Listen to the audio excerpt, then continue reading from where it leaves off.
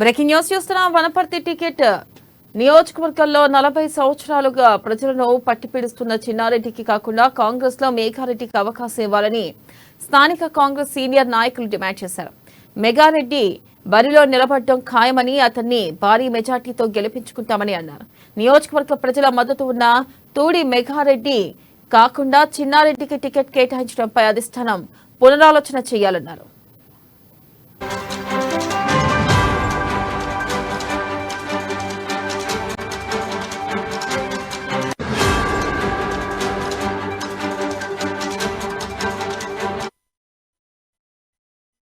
నియోజకవర్గంలో 40 సంవత్సరాలుగా ప్రజలను పట్టిపీడిస్తున్న చిన్నారెడ్డికి కాకుండా కాంగ్రెస్ లో మెగారెడ్డికి అవకాశం ఇవ్వాలని స్థానిక కాంగ్రెస్ సీనియర్ నాయకులు డిమాండ్ చేశారు.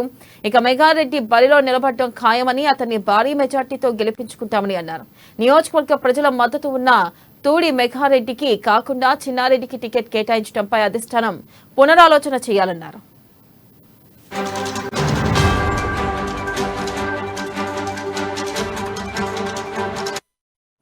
మీరందరినీ పిలిచి సమావేశం ప్రెస్ మీట్ పెట్టడానికి కారణం మీతో పంచుకోవడానికి, మా యొక్క బాధను మీతో చెప్పి మా యొక్క ఆలోచన విధానాన్ని మీతో పంచుకోవాలనే ఉద్దేశంతో ఈ సమావేశం ఏర్పాటు చేయడం జరిగింది. ఒకే సామాజిక వర్గానికి చెందినటువంటి వ్యక్తి కాంగ్రెస్ టికెట్ నుంచి పోటీ చేయడం జరుగుతుంది. ఏనాడు కూడా కాంగ్రెస్ పార్టీకి మరో అభ్యర్థి కనీసం అప్లై చేయక నేను పోటీ చేస్తాన్న వ్యక్తి ఇంతవరకు లేడు. అది అందరూ కూడా పాత్రికేయ మిత్రులు గమనించాలి.